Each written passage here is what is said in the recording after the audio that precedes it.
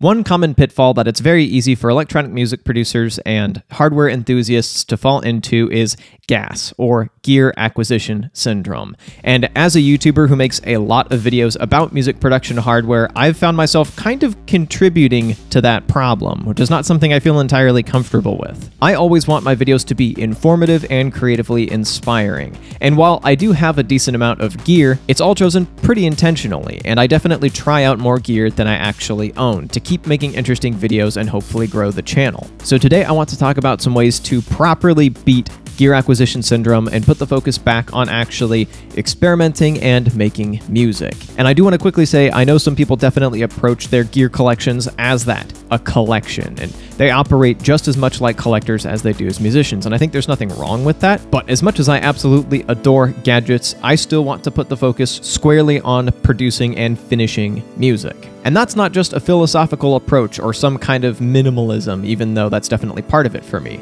Part of it is just practical reasons. I, and probably most of you, work full-time, and there's just very limited time to be able to dive deep into a piece of gear and get the most out of it, learn it inside and out, and so I always want to encourage people to prioritize stuff that really works for their setup and their sound, and then learn it deeply, make it their thing, make it part of their sound, and then discard the rest and don't worry about it. So, let's talk about some concrete ways to actually beat GAS. And the primary thing is to realize that a lot of gear replicates the functionality of other gear, and there is more than one way to make a sound, and in fact, most sounds are a lot less complicated to make than you'd actually think. For me personally, the primary instigator of gear acquisition syndrome is not just reading a spec sheet, it's watching a video or hearing a song of someone using something to make something that sounds really cool, and I go, I want to do something like that, and I want to use gear like that to make something like that, because that just seems fun, it sounds awesome,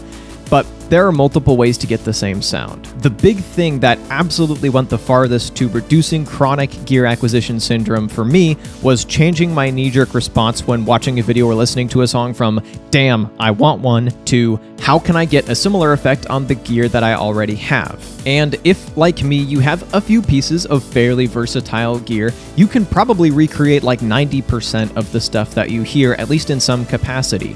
And I would absolutely not fear a hardware-software hybrid approach here. For instance, one of the synths I go to quite a bit these days is the Arturia Microfreak, and it doesn't have any built-in effects. So when I hear someone make a cool synth sound, like drenched in reverb or some kind of cool delay, I'll try to recreate that sound as best I can on the Microfreak and then process it in post. I think that is absolutely fine because it gives me the hands-on experience of working with a hardware synth and then gives me the flexibility of working in a computer, and I would embrace that approach as much as possible. Or at least go in for versatile gear as much as possible. You know, get an effects pedal that has multiple effects built in. Get a synth with multiple oscillator types and a lot of modulation options. Get a groove box with a fairly deep sound engine and some room for you to grow. Once you've successfully recreated the thing that you heard with the gear that you already have, check in with yourself and see if you still want that piece of gear you were lusting after just as much. For me personally, a lot of the times the answer was, no, I'm actually good. On a related note, don't assume that you've mastered the gear that you already have. And I say this to myself just as much. Like, obviously, I assume kind of a teaching position and like to explain stuff that I've learned, but I definitely can't pretend to be an expert, and I'm still very much learning this stuff.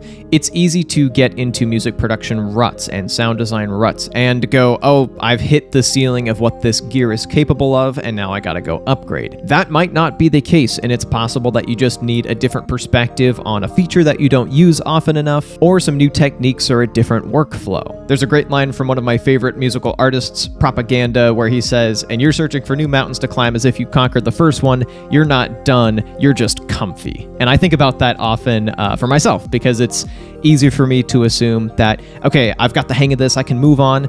Don't. Get to know your gear deeply. The more fluent you get with the gear that you already have, and the more you go out of your way to experiment, the more satisfied you'll be with what you currently have. Because ultimately, you want to create high-quality leisure time or high-density fun, where you're not just trying to grind out a project, you are trying to enjoy the process. And intentionally spending time just to tinker and try something new is often a great way to get there. But let's say that you do want to make an upgrade or get something new, you've got some money to spend, you've got some space in your studio, and you've got some time to dedicate to learning something.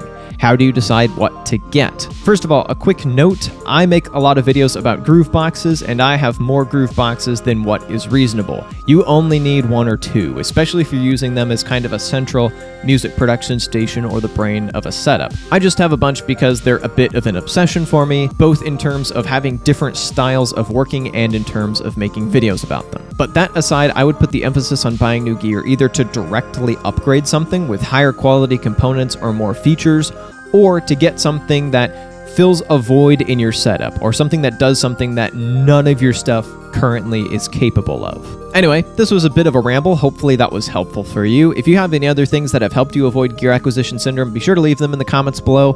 And if you'd like to check out more videos, you can click or tap up over here somewhere.